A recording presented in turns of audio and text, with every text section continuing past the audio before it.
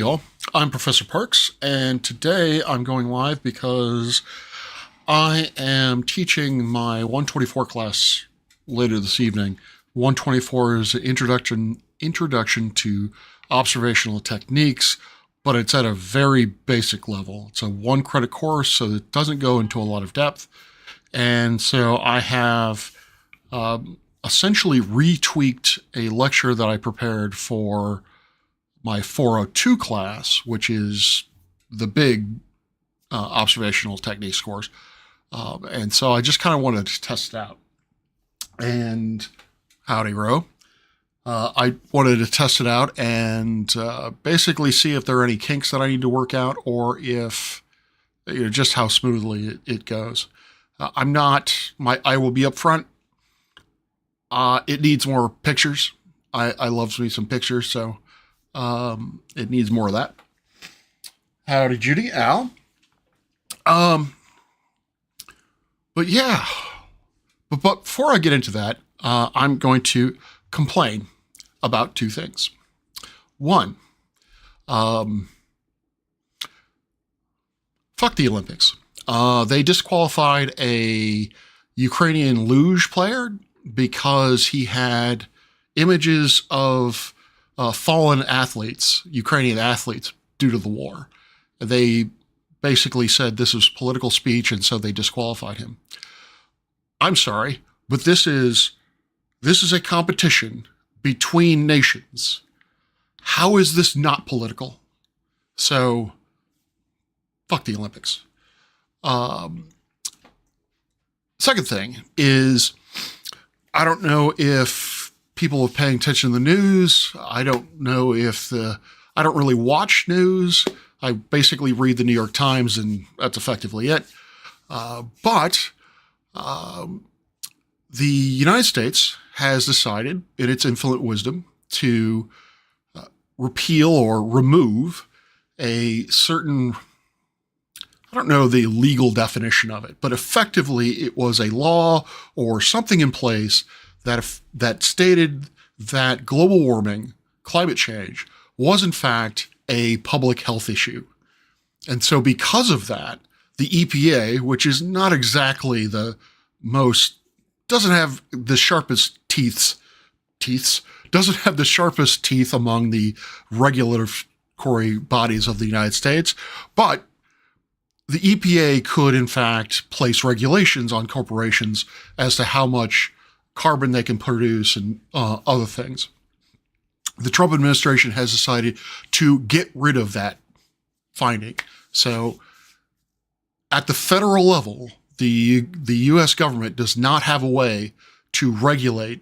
From my understanding, the U.S. government does not have a way to regulate emissions and climate change and anthropomorphic climate change factors.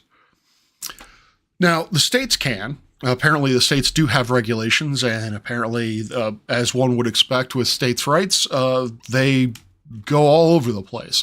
So some states are more stringent than others in terms of how much emission that a company is allowed to produce. So I would like to immediately just say sorry, as an American, as someone from this country, because this is a reprehensible action. Climate change is an existential crisis. And more importantly to me is that the way that climate change is going to affect people is it's going to hurt the most vulnerable first. And so I feel from a moral standpoint, this is not how we should be doing business, because it is going to adversely affect the vulnerable among us. I believe I've talked about that, my position on that before.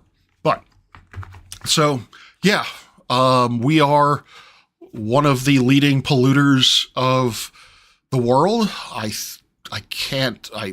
think China, I don't know where we fall with respect to China and the Russian Federation.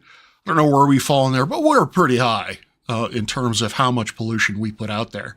So we are one of the major factors for why climate change is happening, and at the rate at which it's happening.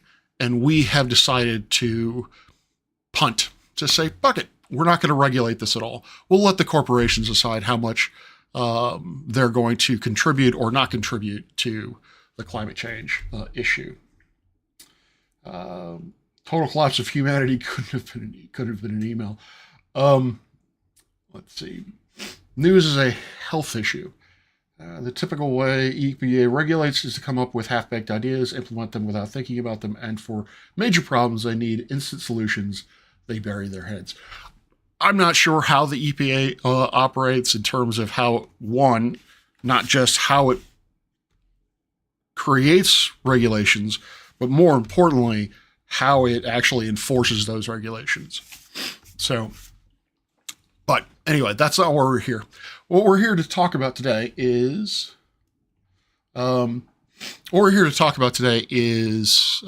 stellar magnitudes and colors. So as I said, I'm going to test out a lecture, and the topic of this lecture is, as I've just stated, stellar magnitudes and colors. The point, the thesis, as it were, of this lecture is, how do astronomers actually know how bright something is in a quantitative way? You know, instead of just saying, oh, we think this star looks 2 times brighter than this star, how do we actually quantify that? What principles are involved and what physical processes are involved? And when we talk about colors, effectively, things have different colors in astronomy, or celestial bodies have different colors. It's different than what you would see everywhere else, because, for example, the gray of my vest is gray because this vest absorbs all light but gray light. It reflects gray light. Astronomical objects, different, because we're not talking about reflection, we're talking about actually emission of light, emission of photons. So, I like blue. Okay, thank you. Thank you, Judy. I like blue too. For some reason, I like blue too. I don't know why, but a good chunk of my wardrobe is blue, and blue is not one of my favorite colors. It's up there, but it's not top 2. Anyway, how am I going to proceed with this? Didn't think about how I was going to do this. I don't have enough screen, or I don't have enough screens is basically where I'm coming with this. That one, because now I can't see the chat. That's not the chat. That's Discord. There we go. Let's put you over here and go from there. All right. So what is the technique called that astronomers use in order to determine the brightnesses of things? And that is simply photometry. And I'm pretty sure that if you Greekified this would be measurement of light. Metry is measure, and then photo is light. At least that's what my very rudimentary classics education would tell you. The primary tool that astronomers use in order to determine photometry, or to put this into practice, is an imaging array, effectively a camera of one form or another. Now, in another lecture, I'm going to be talking more specifically about what a CCD is. That is a charge-coupled device. A more advanced version of it is a CMOS chip. From an astronomical perspective, most cameras are moving into the CMOS range. But ultimately, it boils down to a light bucket. It collects light over an area over time that you can define. So you can open the shutter, collect light for however many seconds you want to, and then close the shutter, and it downloads it into a computer, and voila, you now have a digital image of whatever the telescope is pointing at. We use photometry for two basic purposes. Well, really one basic purpose used two different ways. The basic purpose is to measure light, is to determine how bright something is, literally how many photons is the telescope collecting over a set amount of time. Now, the two different ways is essentially whether or not the two different objects are resolved. If you're talking about stars, then we're talking about something called aperture photometry. If you're talking about small objects, you're talking about aperture photometry, where we're trying to figure out how much brightness there is in a small area. Additional to that, that's for those of us who like our stars individually. But for those weirdos who like stars as a collective, galaxies, if you want to know, for example, how the brightness drops off as a function of size or a function of radius from the center, we refer to this as surface photometry. Galaxy brightness fitting, that's very useful if you want to know, for example, the distribution of types of stars throughout a particular galaxy. That is another aspect of photometry that you can do. I am going to primarily focus on that first one. So, stars. When we look at them in this particular image, this is I think this is M13. But if you squint, basically stars, particularly if you look at them with your naked eye up in the sky, stars are what we refer to as point sources. They're just tiny dots of light.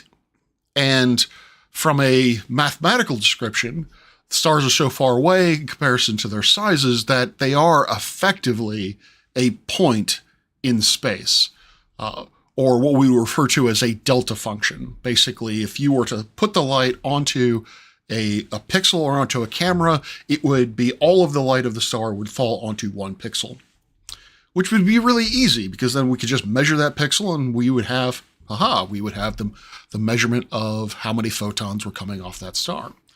Fortunately, things are a bit more complicated than that. The images that we get out of the images that we get from a telescope are affected by two things. They are affected by the atmosphere, and they are affected by something known as diffraction. Onto the bottom right is an example of, it says that's the Hubble point spread function. Effectively, that is what Hubble sees on its detectors simply because it has a circular opening. It has a circular aperture, and so therefore it's going to take that point light, that delta function, and it's going to spread it over many different pixels.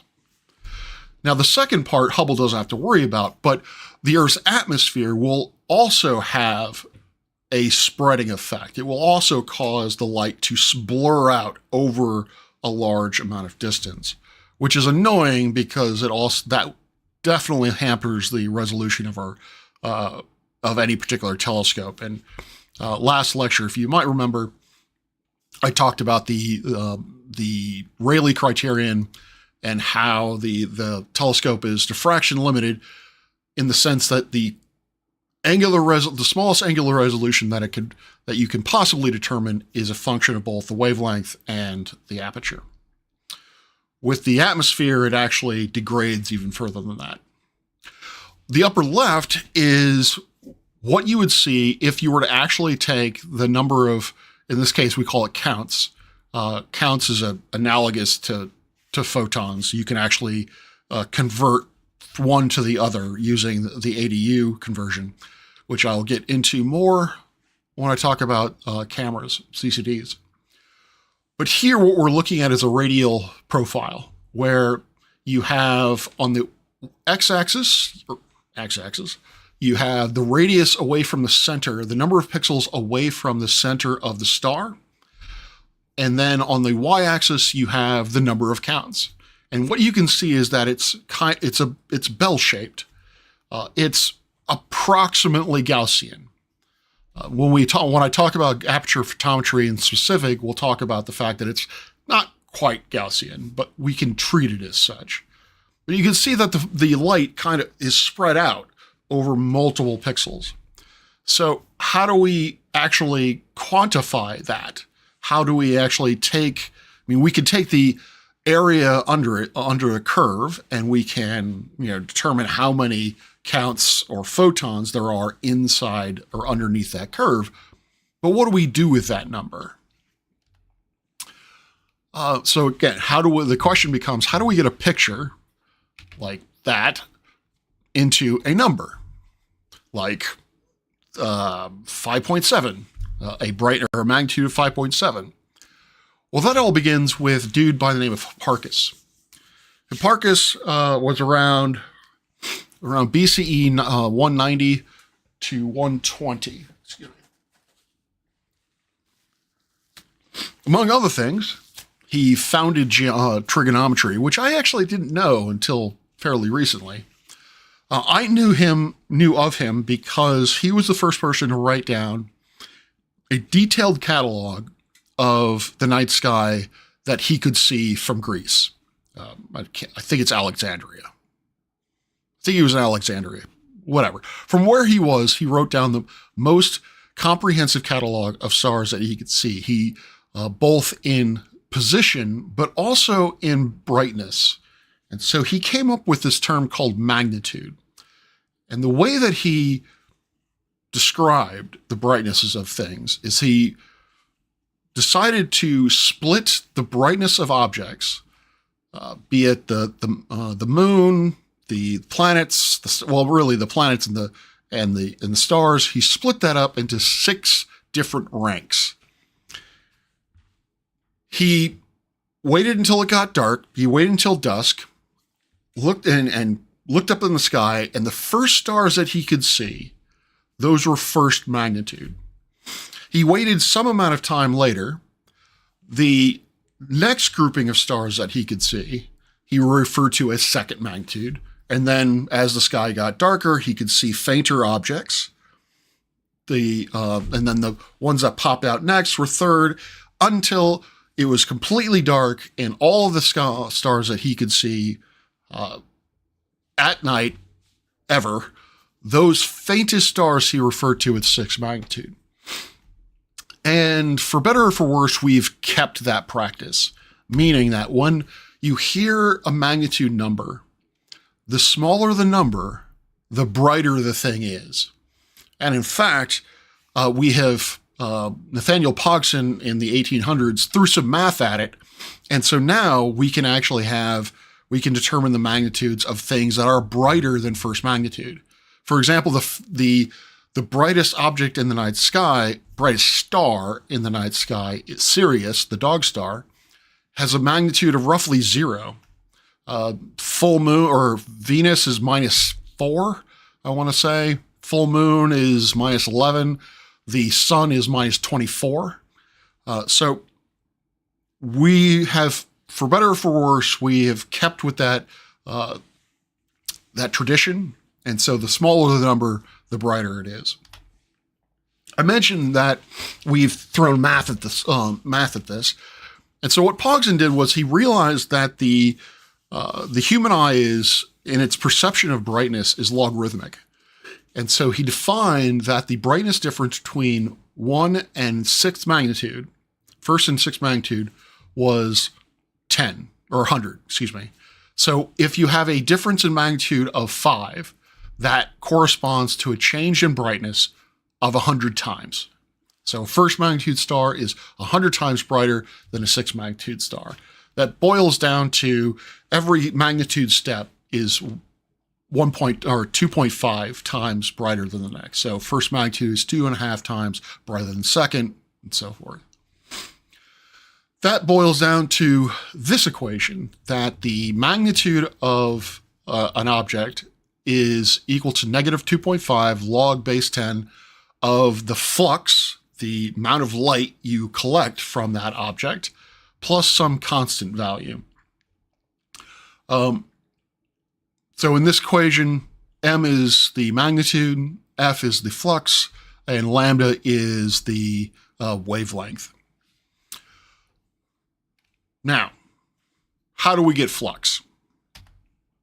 Well, we get flux by looking over a span of wavelengths. And we look at how many counts there are over a span of wavelengths. More specifically, a flux is the amount of energy per unit time per area. So how much light is hitting a particular area over a certain amount of time over a certain range of wavelengths. So the equation is F equals the integral of how the function of flux changes as a function of wavelength over all wavelengths. And the units are ergs, inverse seconds, inverse centimeters squared, and inverse nanometers. So lovely unit, if I say so myself. Now, an aside, physicists use a system of measure called the MKS system or the SI system, where it's MKS because it is meters, kilograms, and seconds. Those are the fundamental units that all other units are derived from, or any combination, like for example, a Newton is a kilogram meter per second squared. Astronomers who look at bigger stuff decided, that doesn't work for us. We use the CGS units, centimeters, grams, and seconds. So erg is the unit of energy in CGS. For MKS, it's a joule. Again, why we decided to be different from physicists, I don't know, but that's where we're at. Last lecture, I talked about something called a black body. A black body is again, to remind you, a black body is a theoretical object that emits all of the energy that it absorbs, meaning that no light transmits through it and no light reflects off of it. All of the energy that it collects, it re-emits back into space. And the only characteristic of that black body that determines how much energy it radiates and at what wavelengths it radiates is its temperature. That's it. It doesn't matter what the shape of the thing is. It doesn't matter what it's composed of. If you have an object at 10,000 Kelvin like this, you have energy being emitted off of that object over the span of wavelengths in this characteristic shape, which is known as a black body curve. So if I were to look at a 10,000 Kelvin object and I were to take the area underneath that curve, that is the total flux coming off of that star, or otherwise known as luminosity. Now, to do that in practice is almost impossible. We do not have instruments that will allow us to make measurements over that big of a span of wavelengths all at once. So what astronomers do is that we basically section it out into what we call filters. Most commonly used filter set is called the Johnson-Cousins filter set, and that is U, B, V, R, and I.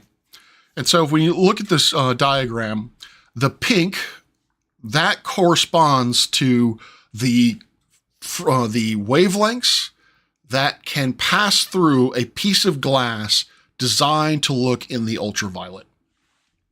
So all other lights is blocked out, just the ultraviolet. So really, if you were to hold up a U filter to the light, you really wouldn't be able to see anything because the wavelengths of light are too short. All visible wavelengths are pretty much blocked. So it would look like a mirror if you were to hold it up. The next one over, purple-ish, that one is blue, or B. That corresponds to just blue wavelengths. Next one over is green wavelengths. Hi, Clive. Howdy, Clive. I can start over. All right. I elect not to. So green wavelengths, and then the orange really is the red wavelengths. So when we look at an object, when we look at a star, for example, astronomers will look at it through filters. We will only look at a certain section of the black body curve that is being emitted off of that object. The flux, so if we were to go back to this equation, what we would, the way that we quantify this is we would look at, say, B sub U, or I'm sorry, M sub U, the magnitude in the ultraviolet is equal to 2 times 5, is equal to negative 2.5 times the log base 10 of the flux in U. So the flux is the area of that pinkish curve. And yes, filters do need containers. So the area underneath that curve, the total amount of light being generated underneath that curve, that is the amount of flux in the U filter. You could do, if you do it for the underneath the blue, that's what it is in the blue filter. If you look at it in the green filter and so forth. One of the things that's useful about doing that is that you can get a pretty rough estimate of the temperature of something by looking at how much energy is being generated in the ultraviolet as opposed to the visual. We refer to that as a color, U minus V. So you have, in this case, if you had a 10,000 Kelvin star, we see that there is an awful lot of light being created in the U bands, or the U wave, the ultraviolet wavelengths, and comparatively speaking, not as much, not nearly as much in the green or the visible wavelengths. And so if you compare those two magnitudes, that would tell you, if you compare those two magnitudes, that tells you essentially the shape of that curve, which in turn tells you what the magnitude or what the temperature of the black body is, because the shape of that curve, where it peaks, how big it is, all of that is determined simply by the temperature of the object. Howdy, Nimrod. Hopefully you're doing well. There's a ghost in the chat. Should I ask who died? I don't really want to know who died. All right, so if you were able to actually determine the entire wavelength, or the entire flux underneath the black body curve, that is something we refer to as the bolometric magnitude. Effectively, that is the magnitude of the object over all wavelengths. So essentially, that magnitude corresponds to the luminosity of that object. Now, I mentioned before, sampling over the entire black body spectrum is nigh on impossible using photometry. And so what typically is done is we determine what that black body should look like through spectroscopy, for example, and then we determine a correction. So if we wanted to know, if I had measurements of the sun, for example, in the blue filter, and I wanted to know what the magnitude of the sun would be if I looked at all filters, I would apply what we refer to as a black body correction. Now, interestingly enough, one of the things that we can, one piece of information that we need to know is what kind of star we're looking at. We actually need to know the color of the star. We need to know what its temperature is. We also need to know what stage of evolution it's in. So, for example, on this diagram, this poorly drawn diagram, you see the Roman numerals 1, 5, and 3, not really in that order. Those corresponds to specific phases of evolution, be it a normal adult star, an evolved giant star, and then a super giant star. So yeah. So you would apply that bolometric correction. Now, I said before that black bodies are a theoretical object. None, as far as I know, exist. They may have developed a near black body in the lab, but in nature, none of a black body doesn't actually exist. So here you see essentially that same kind of plot that I was showing you before, but this is what it actually looks like for a star that is roughly 10,000 Kelvin. You can see that from the U towards the I, so from around 4,000-ish, 4,000-ish angstroms, which is, again, we use angstroms. I don't know why, but that's essentially 400 nanometers. So roughly around 400 nanometers, the characteristic, the curve, the first order shape of that curve looks about the same. Now, it gets pretty messy when you start looking into the shorter wavelengths, but that's a phenomenon known as line blanketing, which we'll talk about in more depth when I talk about spectroscopy in more depth. But effectively, this is what a star actually looks like in terms of the intensity of the light as a function of wavelength is. Now, if we go back, I didn't really mention before the last part of this equation, which is a constant value. That's effectively a 0-point value. So you have to make some kind of standard and say, all right, this is the point at which all magnitudes are going to be measured from. This is the 0 point, as it were. Everything is measured in comparison to that.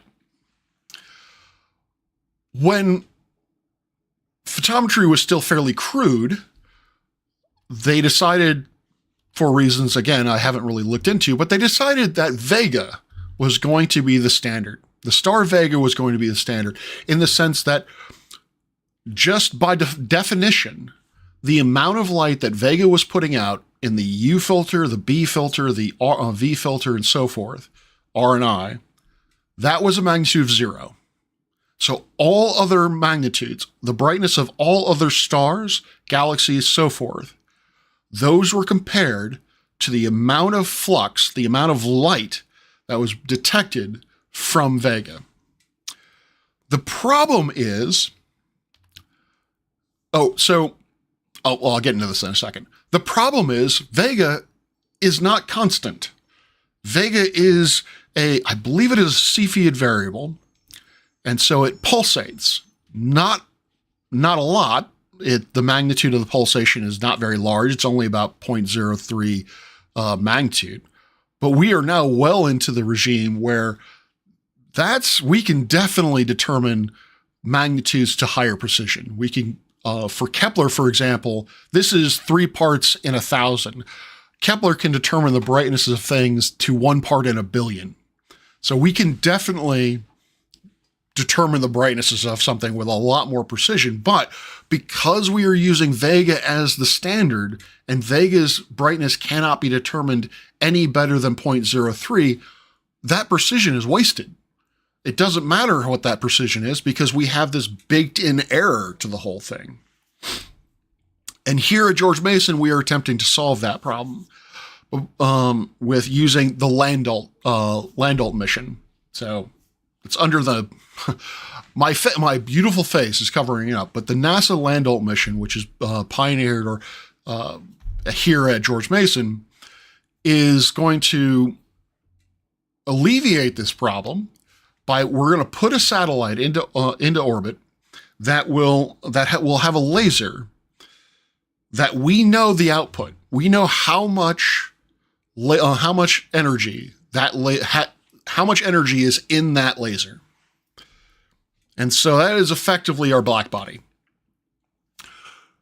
We know how much, we know the intensity of that. We are then going to observe that satellite using at least 5 different telescopes over a filter set that at the very least will span the visual and IR bands. And we will look at that light, and then we can use that as an absolute calibration. And we're hoping to get the accuracy of the brightness measurement of things from 10% down to a few percent. So we're trying to improve the accuracy of astronomical brightness measurements by a factor of 10. And that is going to have repercussions across all parts of astronomy that deal with brightness. So it's going to have implications into dark energy studies. It's going to have implications into exoplanet studies. I actually was going to say exoplanets twice. Exoplanet studies and supermassive black holes with reverberation mapping, things of that. Basically, anything in astronomy that has to do with the quantitative measure of light, the Landolt mission is going to have an effect on it. Now, let's go back to this equation, because loves me some equations. I'm sure Clive would appreciate this. So, what does that earlier equation look like in all of its glory? So now, and I should have put a sub lambda, it is the magnitude over a span of wavelengths, so m sub lambda, is equal to negative 2.5 times the quantity of the log of the response function of your detector over all of those wavelengths, minus the same thing, but as if you were looking at Vega. And so that number is essentially known, and that is essentially your 0 point. So all absolute measurements are effectively tied to Vega. Now, what is the response curve? Robitaille. I need to do just a brief aside. There is a Dr. Robert Robitaille. He thinks that he does not believe that stars are gaseous. He believes that they are, in fact, condensed matter.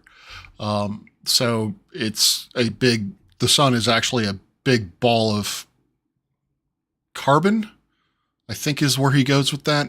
I'm not entirely certain. Like I said, I really need you to debunk this guy. He is a doctor of radiology. Take it or leave it. But he is an actual bona fide PhD. But his specialty is in medical radiology. Anyway,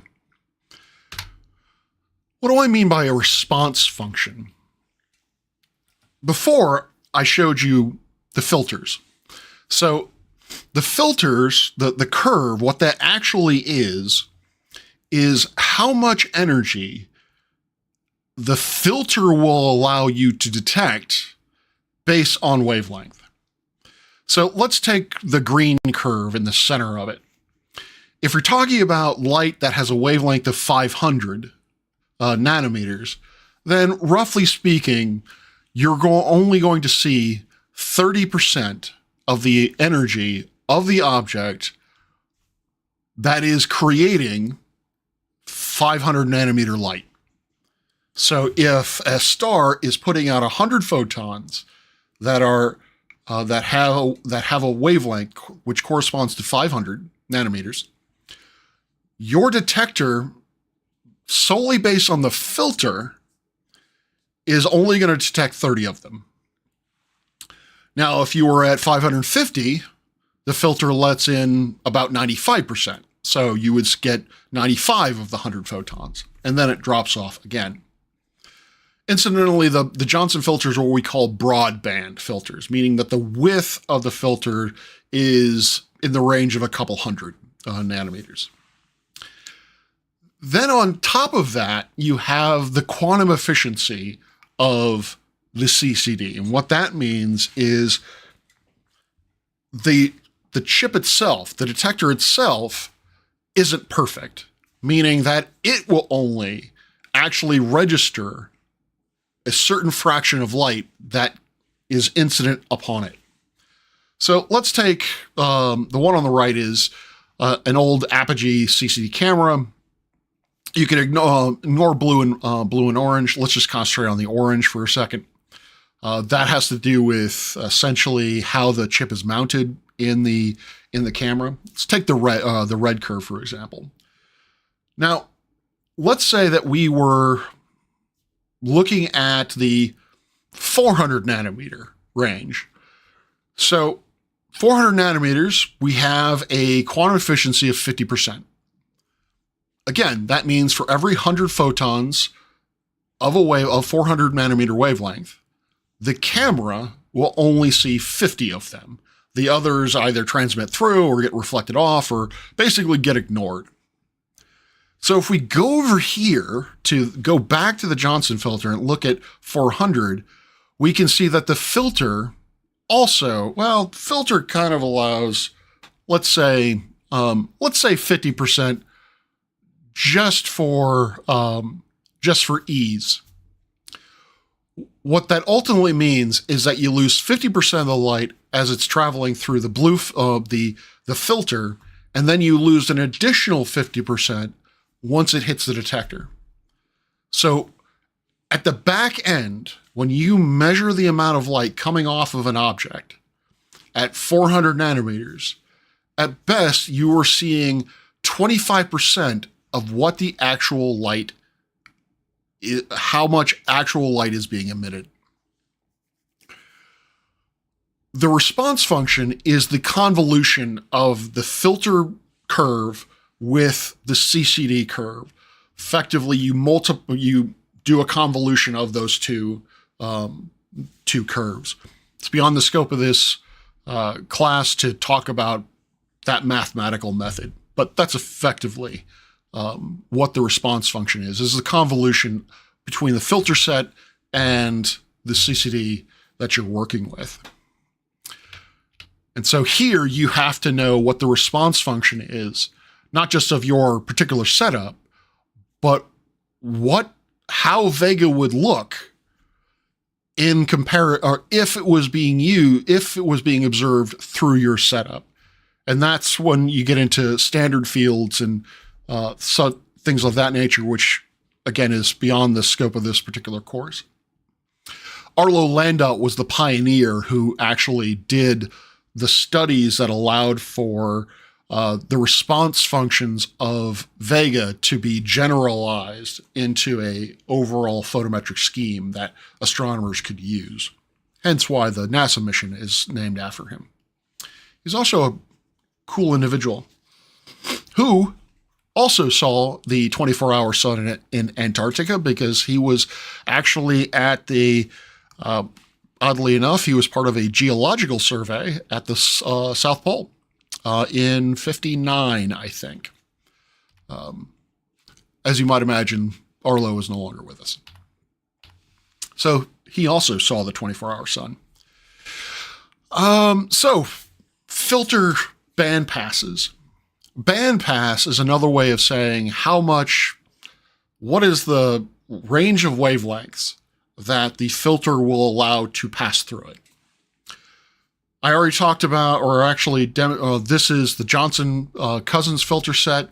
This is how much in the U band it allows, how much in the B band, how much in the visible or green, red, so forth. But you also have, when you also look at wavelengths that we cannot perceive with our naked eye, you have different filter sets. So for example, in the infrared, we have filters that are J, H, K, L, M, N, Q, and I think that's about it. So for whatever reason, O and P are not, I don't know why O and P were not used. PO, I guess someone's PO'd about it. Anyway. So we also have filter sets for that as well, which look like the ones on the left. The ones on the right are what we call narrowband filters. So Johnson Cousins, the filter sets on the left, which are the infrared filter sets, the amount of light as a function of wavelength is pretty broad. They allow a range of hundreds of nanometers to pass through the piece of glass. Narrowband, on the other hand, only allows tens of nanometers. So you can see that the profile is much more narrow. So you lose a lot of light with using narrowband filters. So when you observe something, you will have to observe for longer in order to get the same signal to noise than if you were using a broadband.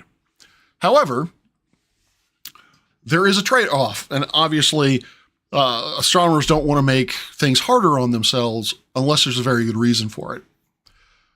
The Stromgen filter set was designed specifically for what you're seeing there. There you see a star very similar to Vega, where again you have the sort of black body behavior from the visible into the red, but in the ultraviolet it really gets damped down. The amount of light being transmitted in the ultraviolet is very much suppressed. The Stromgen filter set was used to give a better estimate of the temperature of a star. So that drop is called the Lyman cliff. Is that right? For some reason I want to have in my head Lyman jump. Sorry, the Lyman jump. In the sense that it goes from a low state to a high state, moving from high short wavelengths to long wavelengths. So it jumps up. The location of that jump in terms of wavelength is a very specific function of temperature.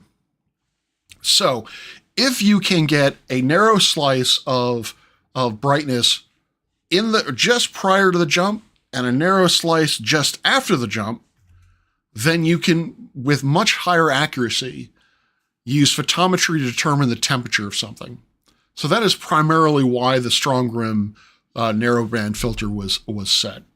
The other reason is why narrowband filters are used is because of things like the sun. So here at George Mason, we have two different types of telescope setups that actually look at the sun. One of them is over there. Unfortunately, can you see it? That thing is a small H-alpha telescope, meaning that it has a narrowband filter narrowband filter in it, which looks specifically around the H-alpha line, or about 656 nanometers. You can also put what is known as a neutral density or a white light filter, basically a filter that blocks out 99.9% of the light coming off of a star. Similar-ish to a welder's mask. It's actually higher rated than a typical welder's mask, so please do not look at the sun using a welder's mask unless you know specifically it will filter out enough light. But in that case, you're just diminishing all wavelengths. So you see basically a whole bunch of wavelengths that are blurred together or combined. You see effectively white light. And so when you look at the sun in white light, really the only things that you can distinguish of interest on the sun are sunspots, the dark spots on the surface of the sun.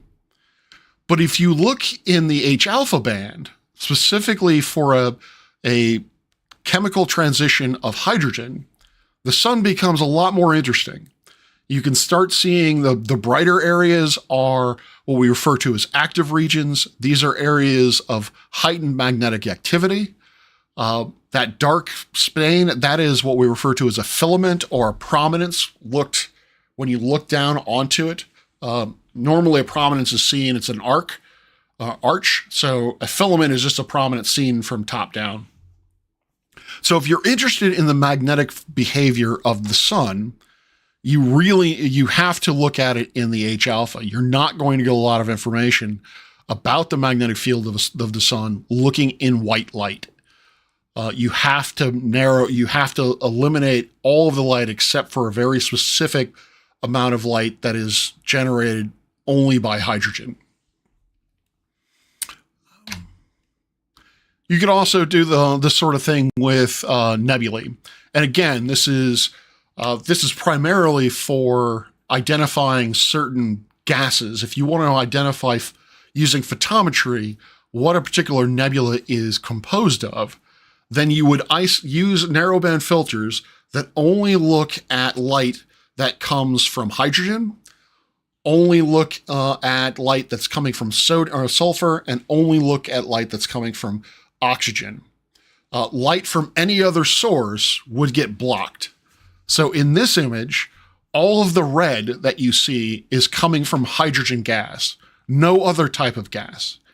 The red pinkish areas, we know that to be hydrogen gas because we know how hydrogen emits in the lab. We know what wavelengths that it emits in the lab.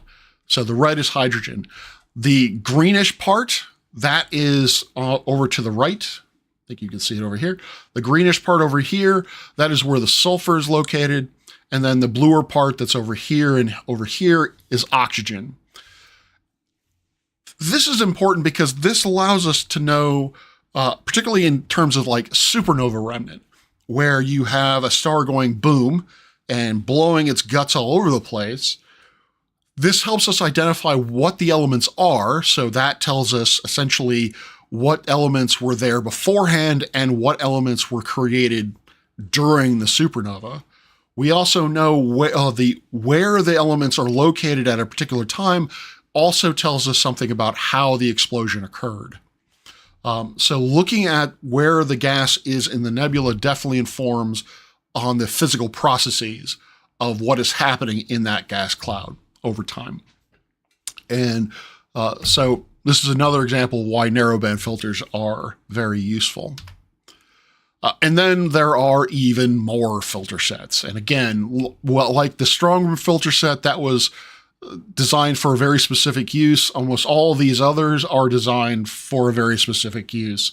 For example, the one over here, this is the wide field something camera. This is a filter set that is specifically used by Hubble, which they figured that this was the best way of utilizing the one particular filter set or one particular camera on the Hubble telescope. So, and then then if we wanted to look at this, if we wanted to actually look at the, if we actually wanted to look at that ugly equation before, or beautiful equation, depending on how you want to look at it, we can reduce that part that is part of Vega into a constant, because that is the part that is Vega. That is because by definition, the magnitude of Vega over all wavelengths is 0. The amount of flux that is coming off of Vega is going to be constant. And so the value that you place into that equation is going to be constant. But you still have to convert it into a Johnson filter set. Essentially, that response curve, how much light is being generated as a function of wavelength, you need to convert it from what you would see using one particular type of instrument into what you would see using your Johnson filter set. And that's where those smaller constants come in, and those are also referred to as 0 points. This has something. This is going to be brought up again when we talk about the different techniques for photometry. This is the primary reason why differential photometry is used, because if you take an image of the sky and you have two stars in that field, you can compare the brightness of one star relative to the other. And when you do so, the back end of that equation goes away. So the 14.08 cancels out, the CV cancels out. So you don't need to know what the 0 point is for it. So it makes things easier. The problem is you cannot know absolutely how bright something is. You can only know differentially or comparatively that this star is 8 times brighter than this star. You have to have information from somewhere else in order to get an absolute measure. Now, you can do something known as absolute photometry, which I don't recommend. It is tedious, it is painful, and depending on your site, may not be possible. So for example, what absolute photometry is you would look at your object, and then every so often you'd switch and look at these things called standard stars. These are the things that Arlo Landolt basically quantified. You would look at these stars where we know what the magnitude is of these stars, again, in the Johnson filter set. And then you go back to looking at your star, and you would do that as the star goes across the night sky. I've touched on in a previous lecture this thing called that refraction, that the atmosphere will cause the light to blur. It will also cause the light to change color. And so you have to do this over all wavelengths so that you can correct for that. It is absolutely annoying. And like I said, if your sky has any kind of abnormal light pollution, or rather irregular light pollution, then absolute photometry is not possible. Or if you have any clouds in the sky, which again will affect the brightness distribution of things, you can't do it. So you need a perfect night and basically a perfect location in order to do this. So, and I think that's it for this particular lecture. Mm-hmm. All right, let me kill this. Bring this up. So thanks for being here. 3 arms, 2 heads. Zaphod breed rocks. Okay. So thank you for being here while I test that out. Timing is pretty good. This lecture needs to be 45 minutes long. So I'm becoming old hat as to how many slides I can actually ramble on about in 45 minutes. So that's not an issue. But I don't know if there are any ways that I can make it snazzier, make the presentation pop in any way. If you have any ideas, let me know in the chat. If you have any questions about Dolt Calrissian was the director of the Cloud City, yes. Different dude. And is it Lando? Not Landolt. Lando. Maybe Landolt Calrissian is the director of Besman's Observatory. That I could buy. Where was the Hertzsprung-Russell diagram? I have all this confetti and now it's going to waste. That isn't touched on in this lecture.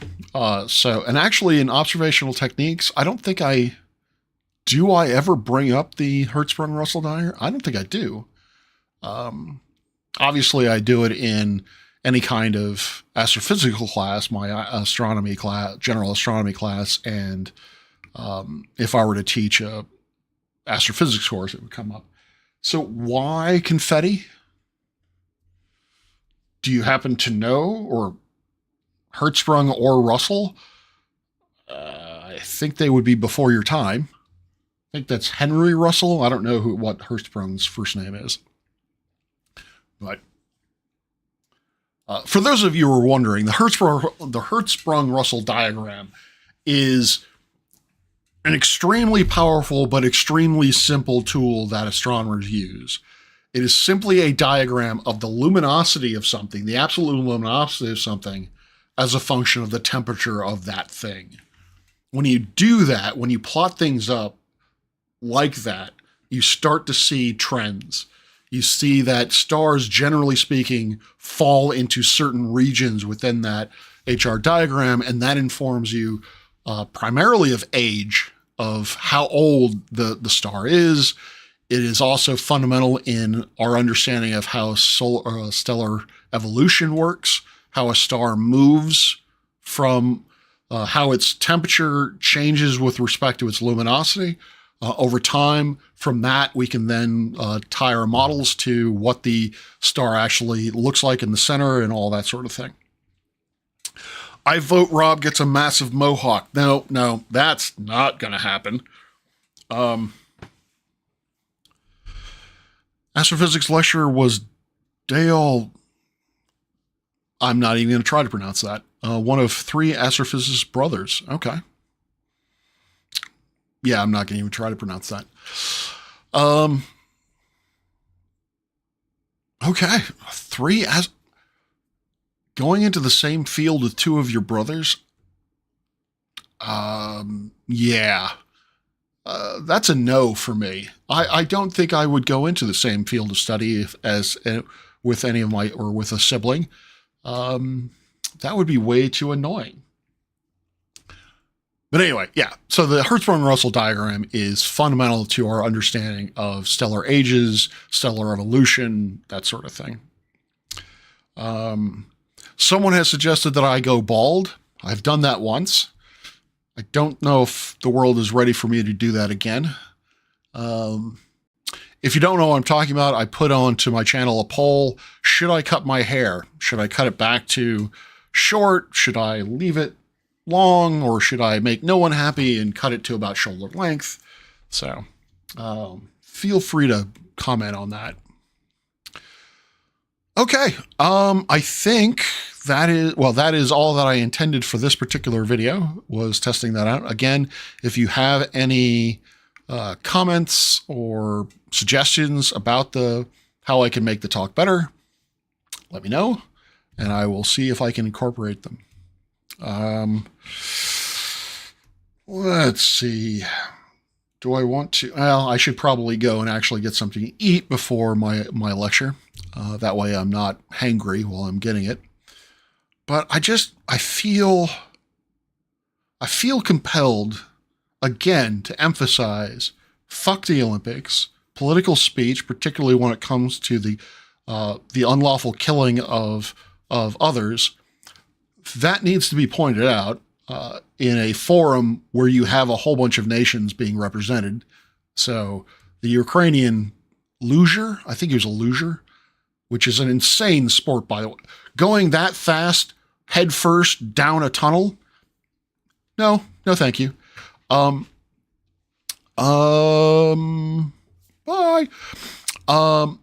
Going head first down that tunnel, not my idea of fun. But yeah, they disqualified the Ukrainian because he had images of his fallen teammates or fallen athletes on his helmet.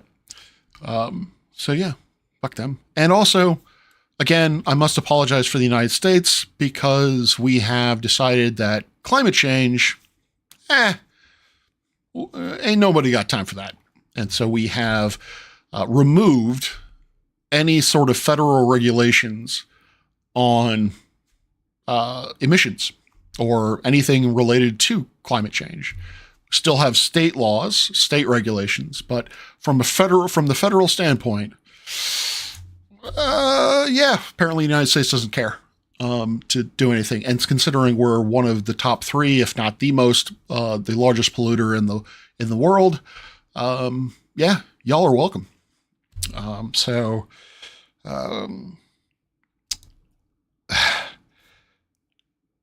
Not to be hyperbolic, but climate change takes lives. It is fair to say that anyone who hinders the mitigation of climate change has blood on their hands. I'm not going to say that I'm not going to go so far as to say the federal government has blood on their hands, but I want to say it, or is going to have blood on their hands, because again, climate change is an existential crisis. There are actually astronomers out there who believe that when we talk about life on other planets, one of the major limiting factors of whether or not life exists on other planets is the existence of climate change. The idea that climate change is effectively an inevitable part of technological advancement. And if a civilization cannot solve this problem quickly enough, then that civilization will end. And so, yeah, it's only going to kill millions of people, but it's going to kill the poor people. So I guess that's one way of dealing with wealth inequality is cut out the bottom end. It's not so unequal. So yeah. Your country is being run by a high school student council. Okay, I'm going to end this with a slightly happier note or more bewildered note. I mentioned this in my Discord. So, actually, no, because the person I'm about to speak to may in fact watch this, and I don't really want to put this out there. Let's just say that there are students that I have that I look at them and I wonder, A, how are you here? How did you get into this university? And then I think to myself, this is the future generation. I weep for the future generation if these are the people who are going to be a part of it. Granted, vast majority of my students, fantastic, excellent students. I've had a lot of fun at George Mason with students, a lot of engagement with them. So I'm not trying to bring any shade to the student body here, but I have noticed that there are certain folks who are really at one end of the bell curve, and I question how they got in. But, oh. Okay, with that, I will bid you all adieu. I am Professor Parks. I make content I'm Professor Parks. I advocate for the advancement of astronomy. I occasionally go live, occasionally post lectures, that sort of thing. I would like to... Tony, I want to reach out to you. If you're free this Sunday, I would like to attempt to do my Coffee and Science, revive that series. If you'd like to support me, please consider becoming a channel member. I do occasionally make member-only content that is specifically related to basically how the sausage is made here at the observatory, difficulties we have here at the observatory and what do I have to do to fix things. And also, as I am preferentially a part of the Landolt mission, I will be able to share updates on the mission that aren't classified. And yes, parts of the mission are in fact classified, which I probably won't even get to know because I don't have security clearance.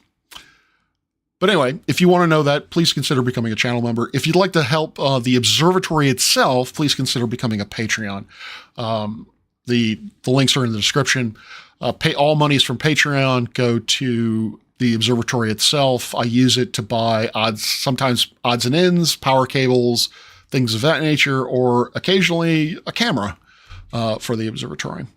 But, excellent, sure. This is a lengthy goodbye, even by Irish standards. What can I say? It's a Southern in me. All right. Peace out. Clear skies.